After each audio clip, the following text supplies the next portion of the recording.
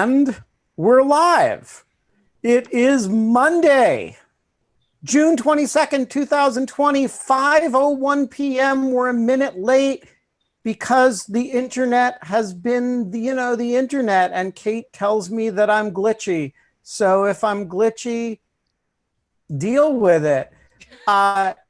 Life sucks. I'm in the middle of a thunderstorm here in Washington. Kate has the monologue today. So Kate, the floor is yours. Yeah, so when I was younger, I'm just making this up because I literally didn't remember that I had the monologue until 30 seconds ago and you reminded me.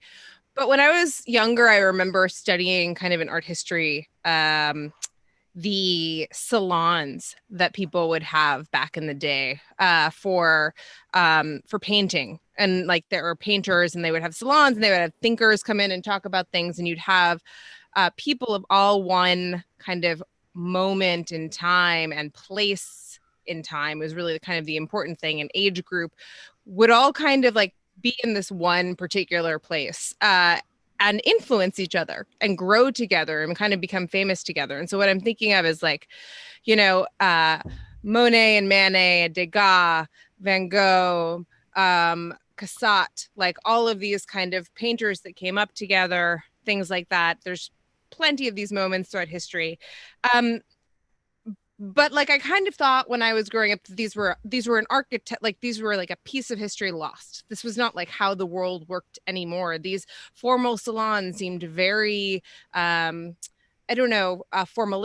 They just didn't seem like they would be things that happened anymore.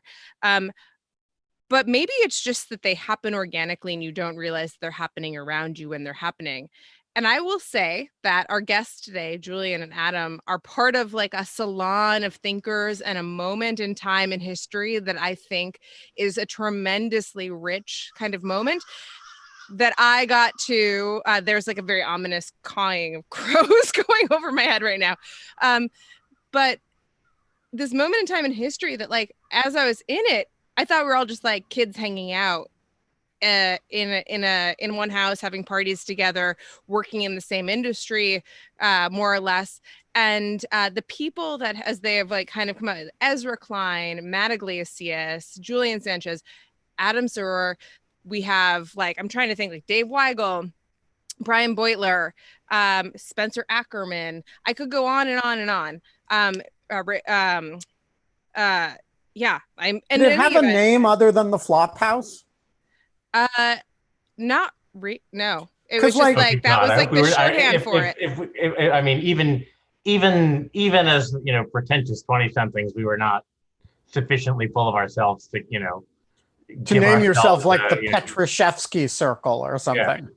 So like I just kind of I just Laura McGann. I mean, I could keep going, but like there's just all of these people, and it was Annie Lowrey. There was just so many smart, brilliant people. And we were all kind of, well, I was in graduate school, and and coming out of journalism, leaving journalism, and the rest were in, slogging on.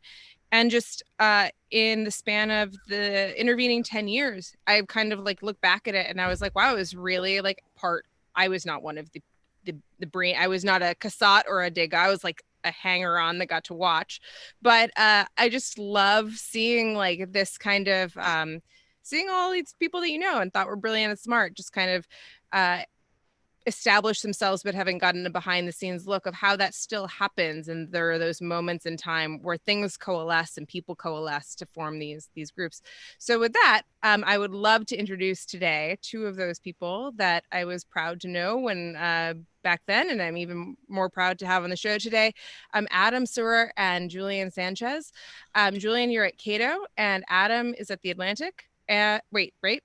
The Atlantic? Yeah. Yes. Okay. Thank God. I feel like I lose track of people very quickly and get things wrong. But we're so happy to have you guys here today. So thanks for coming. Thanks for having us. I feel like the world will never know how much of the environment you're describing involved conversations about Marvel superheroes and Dungeons and Dragons, but perhaps it's for the best. That's actually very true. There were just so many X-Men books. There's a lot of around it. nerdy, extremely. I mean, I don't know if that's how they used to work back in like Magic too, the right? early 20th and 19th century. Yeah, I mean, I You don't know know, if they worked that way, but when Dostoevsky was hanging out in the Petrushevsky circle, they were and risking execution. They were totally talking about Magic the Gathering. 30-sided die. Yeah. Right. No, it was all Totally about see that it. because like they were nerds. Yeah. Yeah, I mean, I just think that it was. I don't think I'm kind of completely overselling it. It's not to make it sound grandiose necessarily. It's just a very interesting. I just think it's very interesting that I thought that groups like that were like a harbinger, or not a harbinger, that they were like a thing of the past. And then like I kind of looking back, I think that group was one of the types of things that you study. So anyways, I think it's interesting to see. So someday some PhD historian for their dissertation is going to like on the Flophouse. Yeah, exactly. Do a dissertation on, early on the formative influence of the Flophouse on nerd journalism of the teens and 20s. Thank you guys anyways for meeting up with us. This is kind of fun. I asked Julian and Ben asked Adam and we didn't tell each other. And then we were like, oh, whoops. Well, that's fine. We'll just, everyone's friends. So we'll be okay. Yeah. So where do we start today?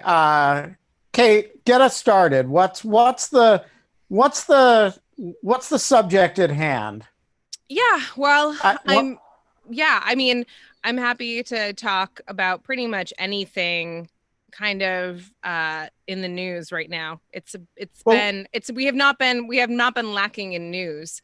But we did just have a bunch of, I don't know, I would kind of be interested in you guys if you've seen the New Lincoln Project ads that came out. And what your thoughts are on them. Those just have like been in the past day or two, capitalizing kind of on Trump's ramp debacle. And I'm just and the Tulsa turnout. Yeah, and the Tulsa turnout. So I'm sort of fascinated by their project because I mean it's entertaining, but I'm also sort of not sure what their goal is. I mean these seem like essentially like spots very well calibrated to make Trump himself, basically to troll Trump personally and kind of get under his skin. And I guess to the extent that his campaign is now partly as a result of that, blowing money on ads in Washington, D.C., where, he'd be lucky to break 5%. Maybe that's, some value. But I enjoy kind of watching because they're amusing. But I can't imagine anyone, who is undecided, looking at ads like that and thinking, oh, he had bad turnout or he stumbled on a ramp and so I'm going to vote Biden. So I guess I'm just sort of, it seems like in part they're just kind of amusing themselves. What do you think, Adam? Is this principally a feel-good thing for liberals and never Trump conservatives? Or is there, I can tell you what Rick Wilson told us about it yesterday, but I'm interested for your gut. Is this a actually consequential exercise or is it? I think the goal is to get under Trump's skin, yes, but I think the larger goal is to get Trump to get defensive about the things the ads are about, so he keeps talking about them. So it's not just a matter of annoying him, it's a matter of getting him to discuss things that the Lincoln Project thinks are damaging to his prospects by needling him about them. I think, these ads are not my cup of tea, but I think for liberals, there's a sort of visceral satisfaction in watching a bunch of Republican consultants deploy their dark arts against a Republican president. Like, I think people just are very much enjoying that. And why are they not your cup of tea?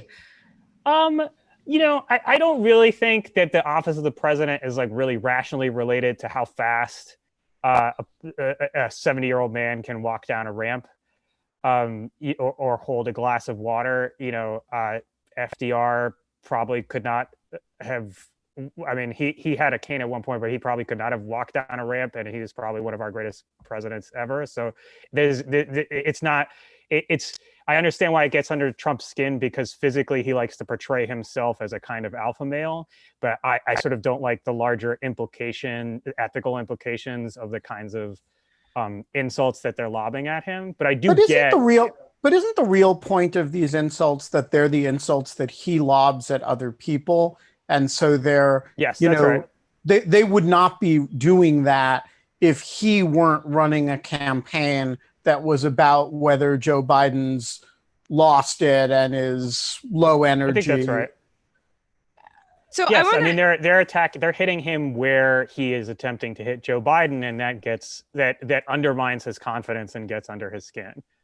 Yeah, I want to talk just for a second about that, which I kind of brought up to Rick yesterday as well, which is kind of this idea that I put it as like outcomes over principles. Like they're just kind of ready to go and pull out all of the stops to take Trump down, no matter what that means to a certain extent, which he openly admits to, or speaking for the Lincoln Project. It's more than admits. He's like, like that's what he's really proud of it. Yeah. And I think he has an underlying rationale that Trump brought the fight to him. So like Trump opened the door with all of this stuff by insulting people based on by being ableist and by doing that type of thing. And so he is like, so it's fair game. But at the same time, and this is actually relates to the TikTok thing, because I do tech law, I'm fascinated by people who are taking great delight in the manipulation, like the concerted manipulation in the TikTok incident with the Tulsa, if this is all true, which people are just disputing in various ways, and the K-pop manipulation of the Tulsa ticket sales as a means of powerful, fighting back or political power, when it's actually coordinated disinformation campaigns. And it doesn't seem like that should be okay ever if we're going to we don't think it's okay in other types of election kind of things. I'm curious. I don't know how people fall in this. I'm curious to hear what you guys think.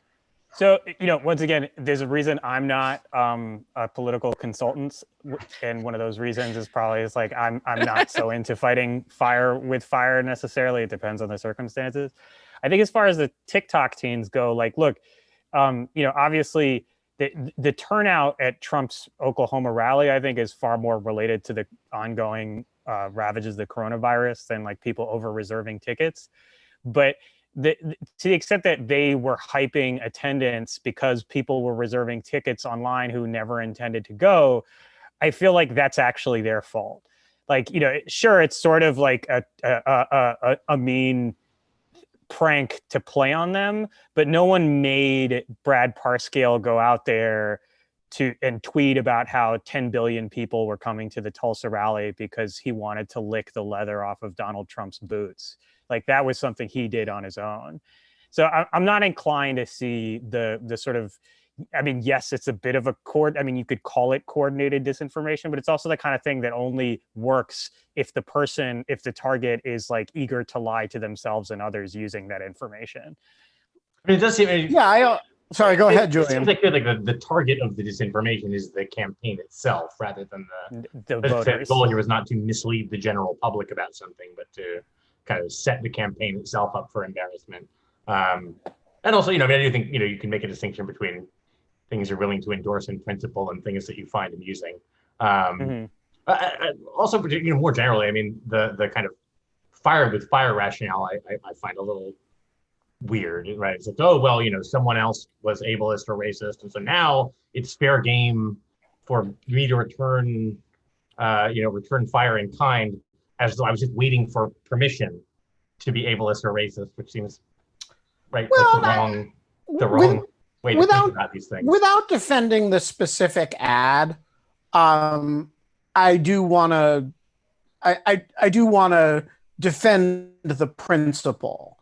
which is, first of all, I don't think ableism and racism are comparable here, in that there is a legitimate question with respect to both Trump and Biden that they are pushing up against the upper age at which the actuarial tables say, in a 4 or 8 year span, something bad's likely to happen to, in Trump's case, a 71-year-old overweight male, and in Biden's case, a 77-year-old male who's had a major, who's had a cerebral hemorrhage. So, I mean, these are people who the actuarial tables say are uninsurable. And when you see Biden talk the way he talks, which those of us who were old enough to remember him in the 80s and 90s know he always talked that way.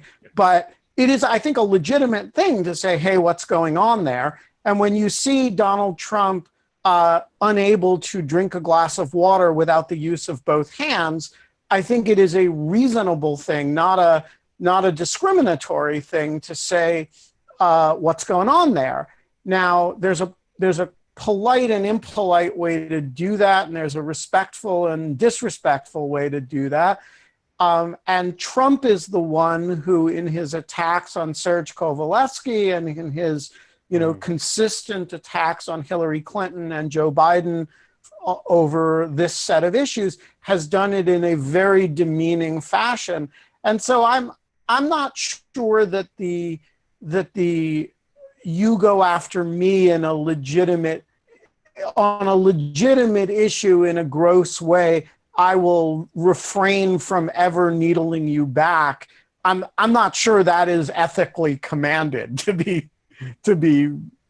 But then again, I'm not a dark arts practitioner either. Yeah, I think it depends on the way that you do it and the nature of the attack. I think it's probably, I mean, I think the ads have worked in the sense that if you watch Trump's Tulsa speech, he spends a significant amount of time not going after Joe Biden, but defending his walk down the ramp and defending his ability to drink a glass of water. So if you were going to say, like, if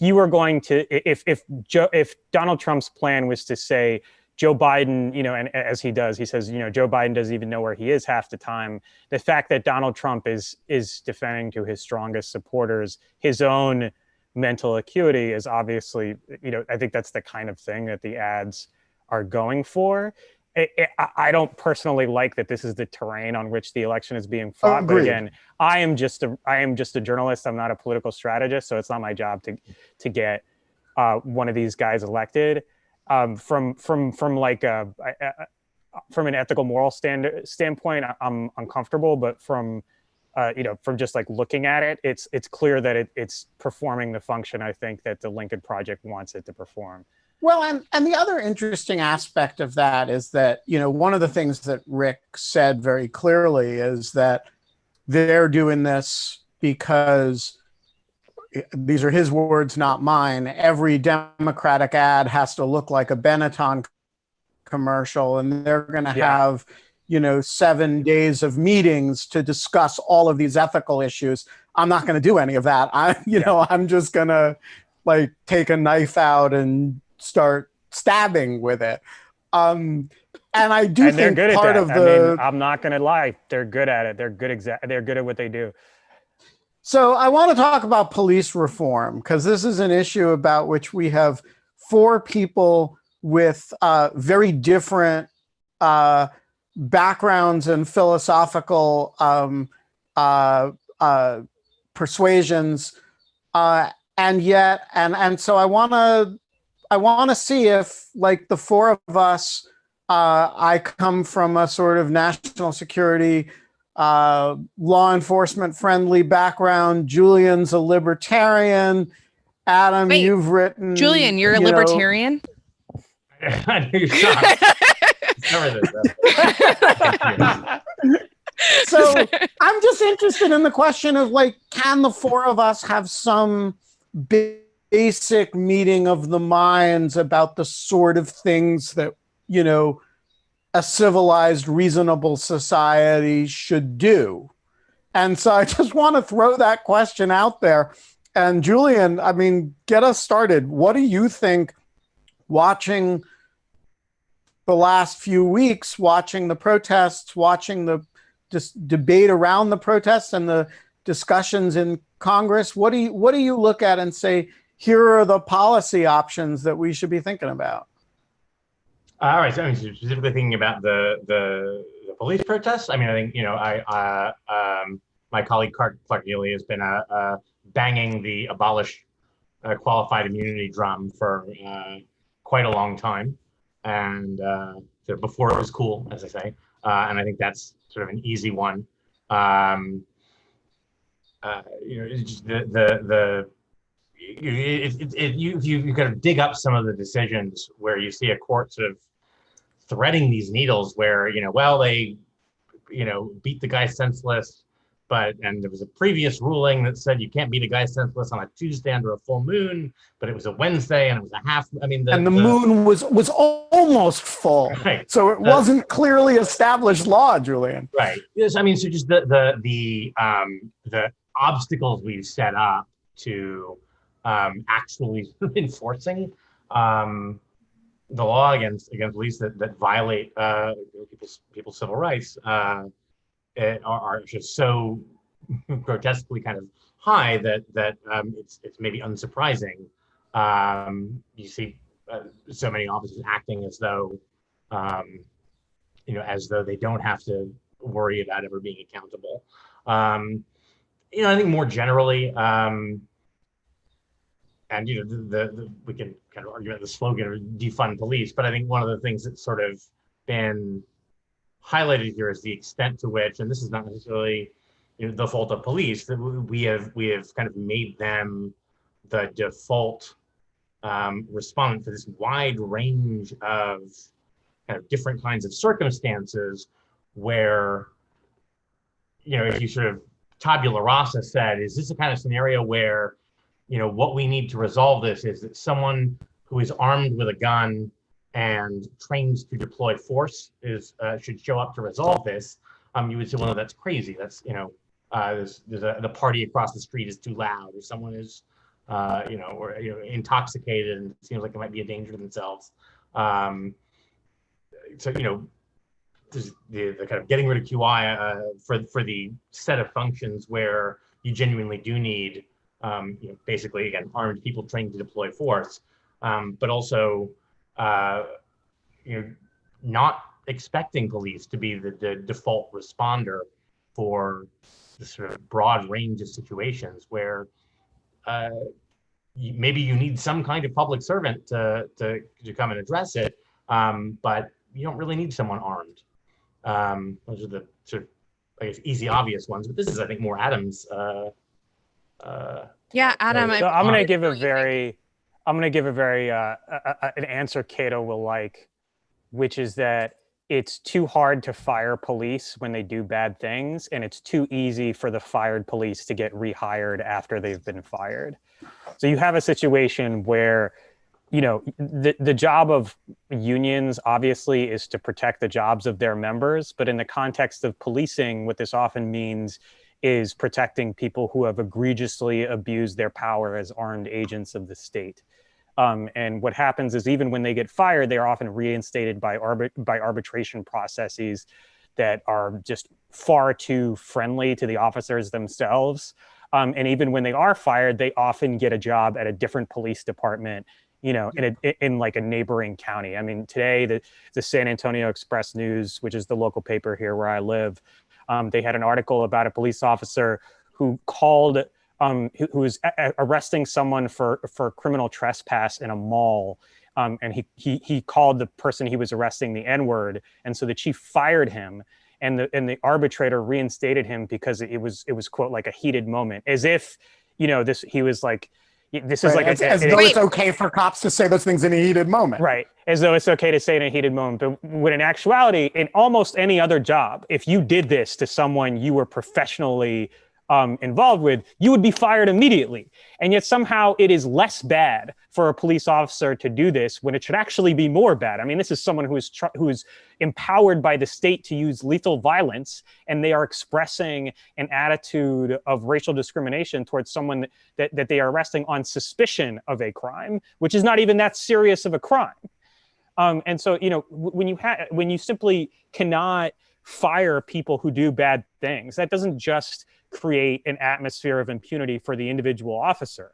It creates a situation, it creates a culture of impunity where the officers who do not like that kind of behavior cannot act, because they know that not only will that officer likely keep their job, but everybody around them will view them as like a snitch. There's a kind of like almost a mirror culture of omerta that exists among police, where if you quote unquote tattle on another officer who breaks the law, even in an egregious way, then you are the one who pays the social cost of that, and the person that you have risked your career to expose in their behavior likely keeps their job anyway. And that is not a culture that can be overcome by individual good intentions. There is no way to be a good person within that culture, because the culture in that system, because the system makes it impossible. And there's no way to solve policing until you solve that problem. So Adam, I'm curious to follow up with you about that, because I agree with that very deeply. Doesn't it remind you of what Barry said when he was on the show, Ben? Well, he said many things, which... Oh, just like his entire project. Barry Friedman was on, and he was talking about the policing project and just kind of the idea of like fixing things from the front end, not the back end. I mean, you've got to be able to get rid of people. And the idea that the guy who killed Tamir Rice had been fired from a different police department for inappropriate uses of force. I mean, you don't have to have... you don't have to have that many people who are willing to be murderers if you keep recycling them. So I agree with that completely, but I'm interested in it from a liberal point of view, because how do you do it without taking a sort of Scott Walker-like position toward at least some public sector unions? And you get into this kind of uncomfortable territory for left of center people about basically saying, all right, you can have a union, but it can't represent you on the following types of things, right? I'm kind of okay with that, but I think that's a pretty uncomfortable territory for a lot of liberals. Yeah, I mean, I think that's true. I mean, you could see that like the AFL-CIO and other labor-affiliated liberal types struggling with that a little bit.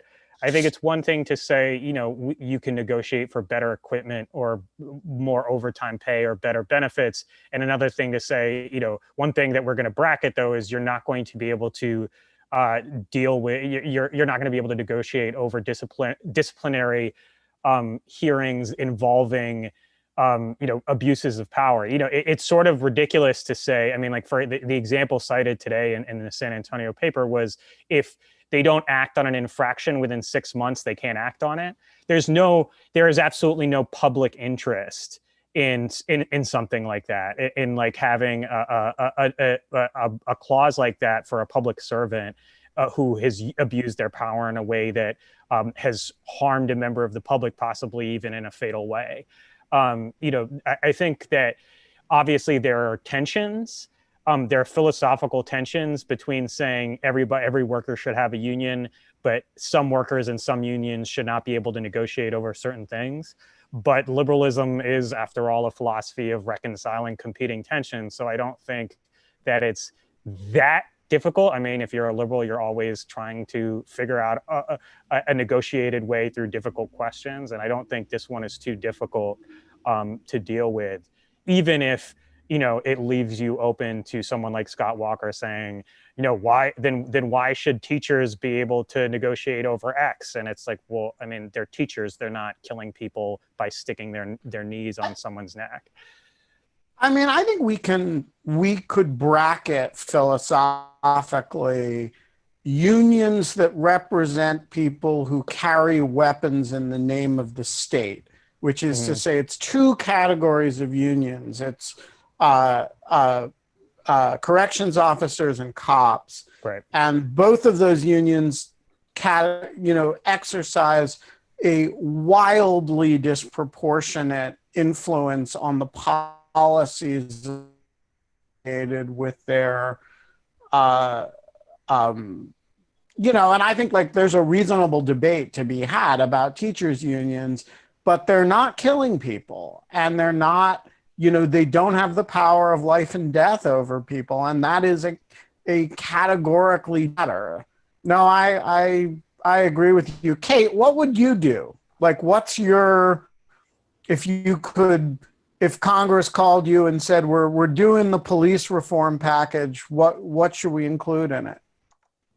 I mean, I think I largely agree with kind of the take that Barry has, which is just this idea of disaggregating the various functions that the police perform. I just think that I think that when you look at a lot of what police do, there's a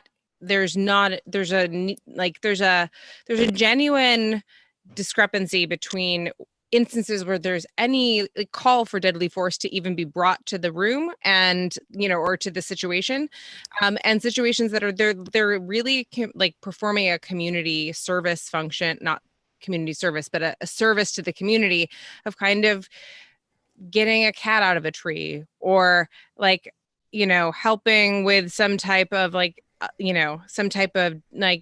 nonviolent domestic dispute or something, or a loud party or something like that.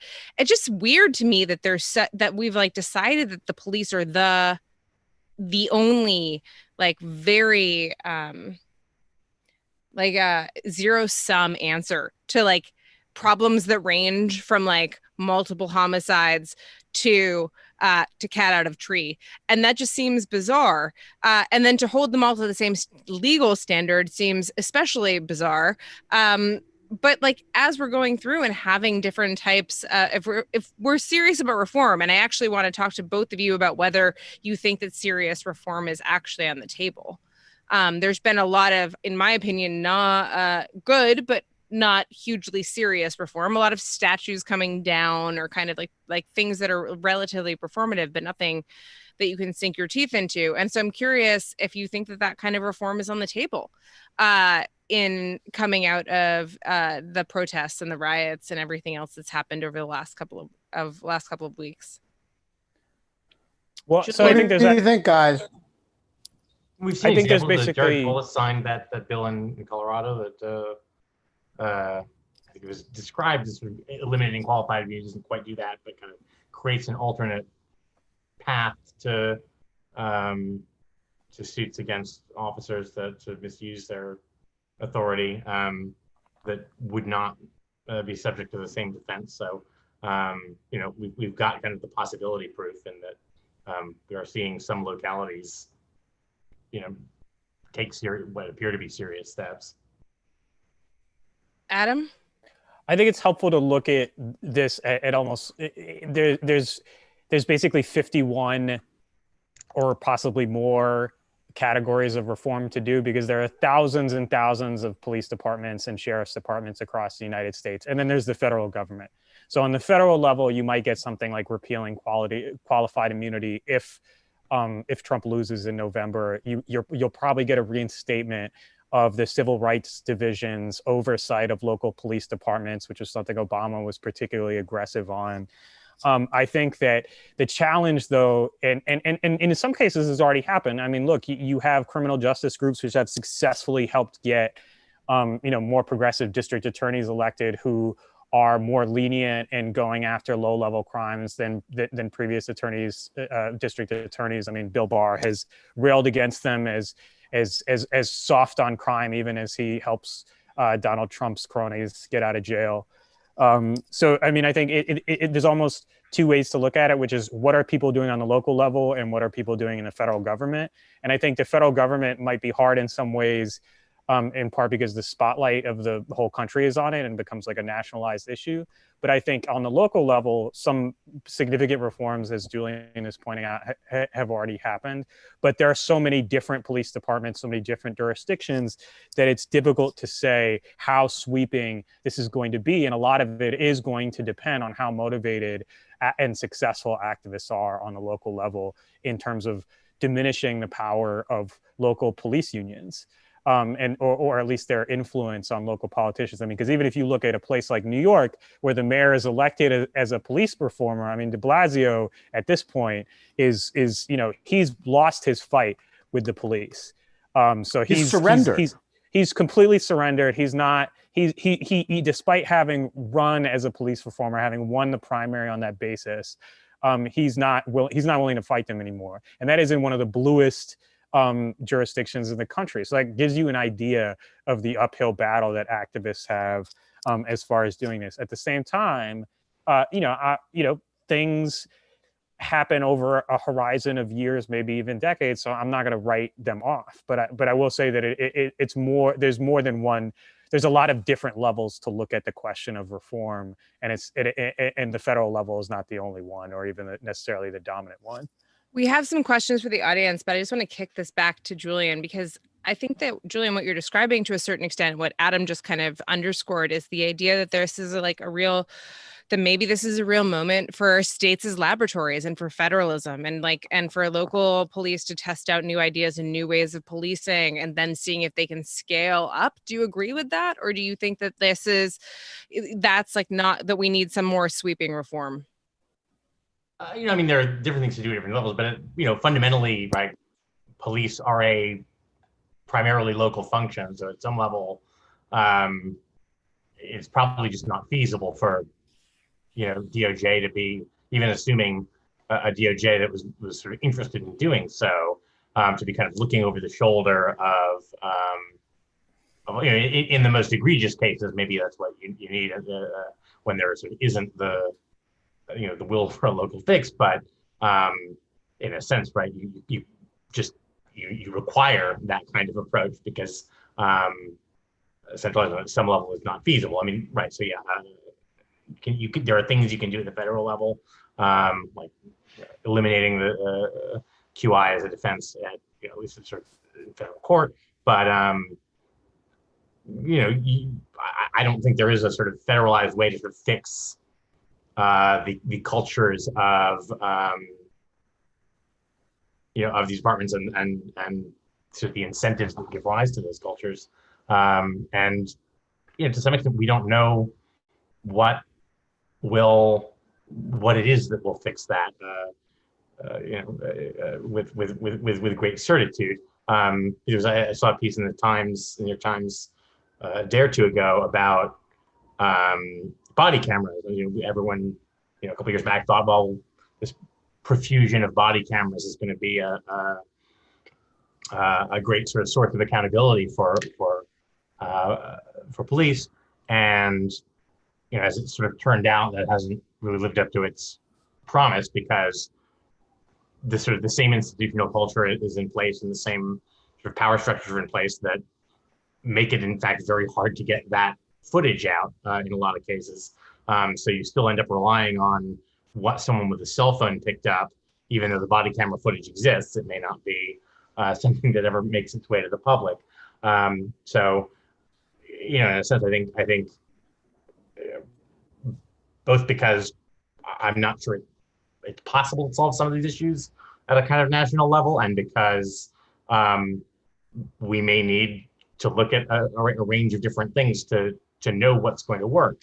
That probably a lot of this is going to be about experimentation at more local levels and sort of figuring out what generates sort of cultures and institutions that are more conducive to the kind of policing that puts law enforcement more aligned to the communities they're policing. I think one thing that can be done at the federal level is make it an obligation by statute for DOJ to collect statistics on police misconduct from police stations. Because right now, I mean, one of the remarkable things about Obama era police reform is not that it actually fixed policing, but it created such an incredible government record of racial discrimination in policing as like a real thing, as something that was contemporary and serious and happening now, and in detail how it actually functions. And one of the first things Jeff Sessions did when he was when he was confirmed as Attorney General was say, we're not going to be doing this anymore at all. So essentially what he did was he blinded the federal government to what these local police departments are doing. And that shouldn't be something that is subject to a change administration. You should have a federal obligation to create a federal obligation for police jurisdictions to give this data to the federal government, and for the federal government to analyze and look at it and figure out, where there might be problems. I think that's exactly right. And by the I would add to it, there are two institutions that exist in the federal government, one of which Julian and I have a lot of experience with of late. The other one, people don't think about so much. Whenever something goes wrong in the military, they have an after action report. And, those are hard hitting. They're not, they are mostly informational in character. They're used for people's careers, but mostly they're used for like understanding what went wrong and how should it have gone and how did it go, what went wrong. And they do an after action report for all kinds of things. And the idea that, you have a use of deadly lethal force in a police department, and the question that they ask is, did the officer act legally? Which is, that is one threshold question for like, are you going to prosecute the guy? But it's not the ultimate question. The ultimate question is this the way we want to have handled this as a department, morally, ethically, policy-wise, etc.? And the tradition of doing an after-action report is a really valuable one. The military gets a lot of learnings out of that, and I think it's something that a lot of particularly bigger police departments that have institutional capacity really ought to think about. The second one, look, I mean, I've got my problems with, certain inspectors general, but, the idea that the DOJ inspector general could, in the middle of this political firestorm that the president has generated against the FBI, do serious, analytic, factual work product. It's got some flaws. Some of the reports are better than others, but they found out some really interesting things, systemic issues about the way FISA applications are being used. And those have some legal implications probably in a bunch of cases, but they have immense policy implications. And the idea that generates organically within the Justice Department, that is something that federal law enforcement has going that, local police departments actually could replicate if they wanted to. These are institutions that were set up and they didn't always exist. There's no reason why the NYPD couldn't have a similar tradition of self-evaluation. I mean, in theory, it's internal affairs, but or internal, is it? No, but internal affairs units is different. It's more, it's an investigator. Dirty cops. What about the cop who uses deadly force in a fashion that is lawful and defensible and suboptimal and unnecessary? Right. What about the person who every single stop that they do is defensible, but there are just too damn many of them, and too damn many of the people that they're stopping all mysteriously are black? Mm-hmm. That's not an internal affairs matter. It is something that a good inspector general would take a look at. I think this is fascinating because this is the first, I didn't know that this is where this idea came from, but Facebook and Twitter all have after action reports on moments of very high publicity content moderation fuck ups in which they've basically like screwed up and like how they like dealt with a content moderation issue. And so the entire point of like this thing is like that the person like that they have investigators that are not investigators for punishment, but investigators for like basically providing historical description and potential long-term policy reform on going and looking at like all of these instances that have happened. And it's actually like it like has struck me as a very smart approach. I didn't know that it came from the military, Ben. That is fascinating. You're reminding me that also of just to try and tie things back to an area where I have a better claim to know what I'm talking about. A great paper by Margot Schlanger from I think 5 or 6 years ago on intelligence legalism. The upshot of which was that sort of internal checks within the intelligence community are hobbled somewhat by the sort of decision to essentially make all sort of thorny questions a question of, well, is this lawful and is this compliant with internal policies? So if there's some case that's questionable or controversial, the question becomes, to what extent does this conform with the internal procedures that are in place? To what extent can a sort of smart lawyer make an argument that this is compatible with the statute, and not, to what extent, if this is legal, does that raise legitimate questions about whether there's a problem with the statute? Or, is this actually in the national interest? Is this actually balance intelligence objectives against civil liberties in a way that sort of makes sense? This is something we've seen a lot on the police side, right? Which is, well, the officer complied with all department procedures, when the obvious response is, then there's something wrong with your procedures if this is permissible. Martine, the floor is yours for a very interesting question about the necessity of police being armed at all. So why is it a fundamental assumption that police have to carry lethal weapons, right? Because you are giving them, we all sort of agree that a police killing someone is not a desirable outcome, right? That's the whole after action report sort of concept discussion, sort of, which is really interesting. But they don't need a gun to go talk to a first grade class. They don't need a gun to go do an identity theft report. So why is a firearm a default portion of the police uniform? And this is something where there actually is sort of like the DOJ has guidance on police should wear body armor commensurate to the weapons that they carry. So there are sort of federal actions that can be taken to sort of provide guidance that unions will then refer to, like, this is the equipment we need to do our job. Thank you. Yeah, it's a really interesting question. Do any of you have thoughts on this?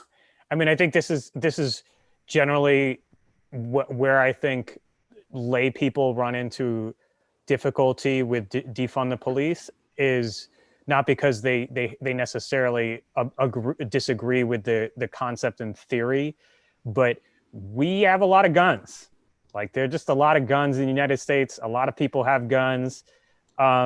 You never know when someone has a gun. It's just a fact of life in the United States. So it is difficult, I think, to talk the average person out of a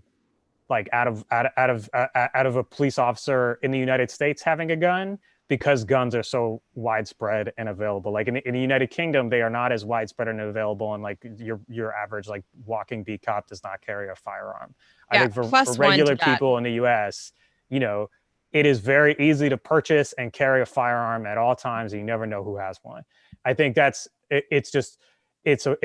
issue that I think is very difficult to solve, and it's sort of the subtext, is sort of the larger, or some of these larger questions about why police have been called in to substitute for basically every function that might be fulfilled by, in other circumstances, by some sort of specialized social worker. Well, I mean, just go ahead, Julian. I think it's just like, so as Adam says, right, we've established, right, there are plenty of countries that do managed pretty well with the average police officer not being armed. There are cops in the UK who carry guns, but they're a kind of specialized sort of division that is called in the kind of rare cases where that scene is necessary, and the rest sort of make do with a baton and pepper spray, maybe a taser.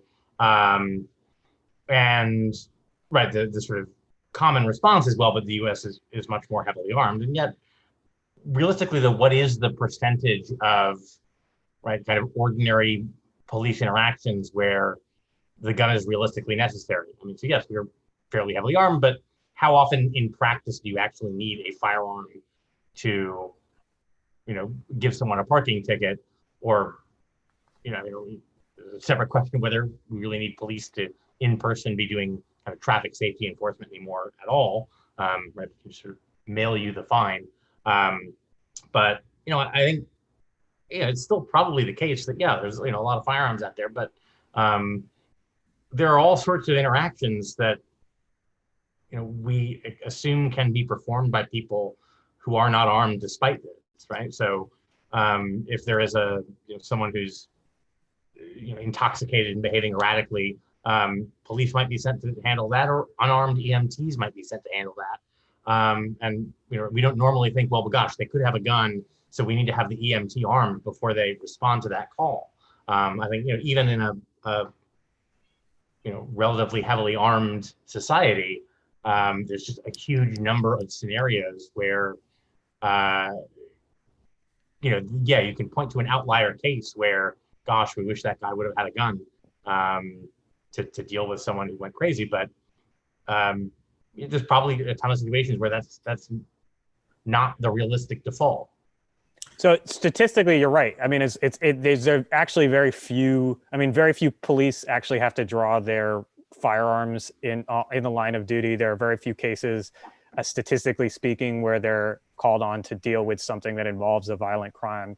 But I think in terms of convincing people that police don't need firearms, I think the number of firearms in the United States is a pretty significant psychological block for them.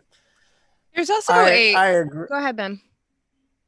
No, I agree with that. I think the UK experience, which, Scotland Yard officers by default do not carry weapons. They don't carry lethal weapons. They do when they're needed. And of course, the problem in the United States is that the percentage of the time they're needed may be higher. And because of the number of weapons out there, may be much harder to guess, I think is there's another factor though, which is, I have more experience with this in federal law enforcement, but there is a cultural status issue associated with carrying guns in law enforcement. In the FBI, the fundamental status differentiation between the cool people and everybody else is, are you a gun carrying agent? Wow. And the words gun carrying are in that question, for not because I put them there, but the distinction between the people who are authorized to carry guns and the people who are not authorized to carry guns is a status distinction. And I don't know what you do about that.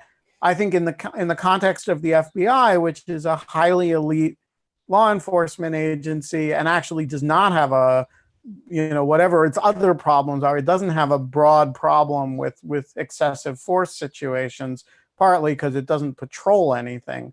But, what you do about that in law enforcement cultures, which tend to be pretty macho, and where, there is just like everywhere else where guns are a macho status thing, they are in law enforcement too. And I think that's, I would like to see fewer firearms in law enforcement. There's also this really interesting thing about how showing up with a gun changes the stakes as a fundamental level, the very presence of a gun, right? When I was living in New Zealand in like when I was in college and studying abroad, I was there for 6 months, and they don't like the cops don't carry guns, and and people didn't have guns. It was hard to get guns. They were very rare. I just was like, I really actually like had never even thought about it consciously as like, it was a very implicit bias that I was actually, when I would walk home late at night, that I was scared of that type of thing. And I was like a lot less scared with the fact that there weren't guns in the general public to do bad acts or to be used by police. And so I just kind of, I think that there is something inherent about what having a gun in a situation communicates to the situation that you arrive at, that really changes the stakes of the entire conversation and makes it harder to de-escalate. I don't know. Is that completely crazy? Like, to kind of like put out, like, I just think that if you have a gun, like, you're less inclined to, like, people are more inclined to listen to whatever you say and less inclined for it to be a conversation. And that changes a lot about what's happening in these situations. I think just in a very basic sense, if you have a gun, you are more like, I mean, you're just more likely to want to use it. And that seems almost obvious, but it's just, I think you in some sort of psychological way, possession of a firearm makes you psychologically more likely to put yourself in a position where you might end up having to use that kind of force. You're reminding me of, and this is sort of purely anecdotal, but like probably almost 20 years ago now, I remember being in Barcelona for where there was I mean, I wasn't there for this, but there was like a protest against the G8. There was some kind of anti-globalization protest that was taking place on the Ramblas, down the big sort of cobbled street down the center of the city. And I remember sort of showing up to sort of see what was going on, what the protest was about. And it was basically sort of a lot of people milling about, some of them with signs, sort of taking pictures of each other. But it was, generally very peaceful until, they sort of stormed through, they sort of, trucked in the police and sort of stormtrooper gear, riot shields and black helmets. And within 5 minutes, this scene that had been kind of completely placid until then, started getting much more agitated, and people were chanting. Someone set the garbage on fire, and within 5 to 10 minutes, someone had thrown something, and rubber bullets started firing, and there was a stampede. It was this sort of scenario where, in that particular instance, it seemed clear to me that the need for I don't know if they were armed with lethal weapons, rubber bullets, but the need for the authority figures there was purely a product of the presence of the authority figures. And obviously that's not always the case, but I wonder how often that is the case. It's interesting. I want to give Chailuv Gudwani the last question, but before I do, a FBI friend who has been listening to this has just texted me 2 points. First, you'll never reduce, this is what this person writes, you'll never reduce, nor should you, the number of armed policemen until you reduce the number of guns on the streets. It is immoral and unsustainable to send unarmed police into situations where there is such a massively armed populace. And second, if you're commanding armed personnel, you need to be armed and have prior experience being armed yourself. Yes, there's civilian control of the military, but the chain of command goes up through a combat arms chain of command. So I think that's the sort of, law enforcement oriented version of Adam's initial point. And I think it's a conundrum that we're not getting away from anytime soon. Chailuv, the floor is yours. Thanks so much. My question is for Mr. Serwer, but generally for all of you as well. I think one of the major proposals that's been put forward by activists has come in the form of the 8 Can't Wait set of reforms. I was just curious on your guys' general thoughts on that proposal. and whether it's compatible with like a more long-term, like reorganize, defund the police, reform the police, reinvent the police type of strategy. So I would say that 8 can't wait. I mean, there's I guess two things to understand about 8 can't wait from the perspective of the people who put it out, which So is for those who don't know what it is, walk us through it. So 8 can't wait is a set of policy proposals that or rules that if adopted would reduce the amount of police violence, or at least in the calculation of the organization that put it out. And there's been some criticism because some police departments already have those policies. Of course, there are also exceptions to those policies that basically swallow the rule, which is very common in police departments. I think that the folks who put out 8 can't wait would absolutely not say that these reforms are incompatible in the long run with a more aggressive approach to policing that involves defunding the police. I don't want to speak for them, but I would say that they would not argue that they're. I think they would say that reform in the short term is compatible with something much more expansive and revolutionary in the long term. They came under a lot of criticism for overestimating the number of police departments that didn't have these policies. While at the same time, some of them had them, but only in the sense, but they weren't binding in any real way, or they contained exceptions that swallowed the rule. Yeah, I mean, all I would say about that is that it obviously doesn't go as far as some activists would like to go, but I don't think it's necessarily directly mutually exclusive with the people who want more aggressive defunding of police departments. It's just a set of policies that in what they think in the short and medium term would reduce the harm caused by police violence. Anybody else have thoughts on that? Julian? Yeah, I mean, I think it's that sort of list of 8 seems to me sort of facially pretty unobjectionable, although probably not sufficient. Like there's sort of as with sort of body cameras, right? The question is, what are the sort of structures of interest groups in place that determine how this actually plays out when the rubber meets the road? You can sort of do these things in theory, but the underlying. That's true of getting rid of qualified immunity too. I mean, sure. When you read the current qualified immunity doctrine, in light of, I mean, maybe on its own terms, I find it aggravating on its own terms, but certainly in light of what we witness, it reads pretty insane. But figuring out what you would replace it with is actually really hard. You know, like I have no doubt that it's a bad set of rules, but I also don't know off the top of my head exactly what the rule should be. You know, and I sort of feel like a lot of the policy proposals, defund the police is kind of an interesting example of that. In principle, I totally agree. The police should be doing a lot less. And I would love to see, bigger investment in social work, interventions, mental health, all the things that we could do without.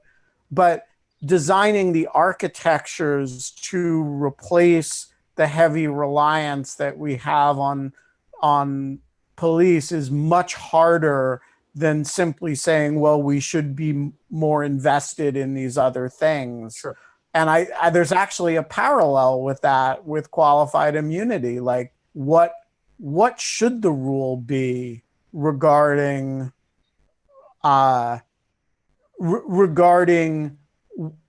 when we do and do not hold police officers accountable for good faith error that may have disastrous consequences?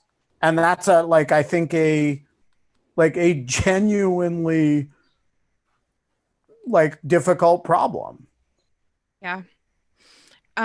We have to wrap up, but it was so lovely having both of you on, and this has been amazing. And before you leave, Adam, there has been a few requests from the audience to meet your cat. Hello, this is Eggsy. What's Eggsy has been he's been wandering around the camera this whole time. He hates being picked up, so he's going to run away very soon. What's his name? Twitter famous. His name is Eggsy. So my wife adopted him when she was stationed in Seoul from Yongsan Garrison, which has a vet that also has like stray cats or whatever. And he was he had been, all of his brothers and sisters had been given away, and he was just like he had aged out of that like this super cute small kitten phase. He was just like a little too big, and so he was alone. But we dropped by, and he was just a very sweet cat. He was very scared, and he was obviously very lonely. So we just took him home, and we brought him back to the United States, and then we moved him from DC to Texas. So he's a world traveler. I think he's a libertarian cat. If he doesn't like being picked up, he just wants, but he loves being petted. It's just all cats are libertarians, essentially. Yes, exactly. All cats are libertarians. I think the cats are Randians made flesh is the truth. They're not altruistic animals. There is the great Rudyard Kipling story about this, which one? The cat who walked by himself. It is the greatest of the Just So stories, in my opinion, and the one and one blessedly untainted by Kipling's racism. And it captures the relationship between cats, humans, and dogs in a way that is deep and timeless and very funny. I'm very glad to get to close on this this high note of like maligning this nice cat. Sorry, and by default Julian. So who do we have on the show tomorrow, Kate? Oh God. We have Jonathan Zittrain's coming on Wednesday. Who do we have for tomorrow? We have Thomas Rid. Thomas Rid is coming on tomorrow. Yeah. That's author of Active Measures, which is an incredible book about the history of Russian and Eastern Bloc information operations. Tom did some just incredible archival and human research for this book, and it is really, really, really worth your time. We will be back for that at 5:00 tomorrow. Thank you to Julian and to Adam for joining us today. And until tomorrow, Kate, what do we say? We don't have fun anymore. So in lieu of fun, you can come hang out with us and libertarian cats.